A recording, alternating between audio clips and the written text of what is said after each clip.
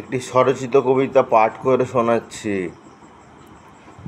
সময়ের প্রতি কোনো অধিকারের দাবি জানি মূর্খামি, অসময়ের অভিমানে মাতি।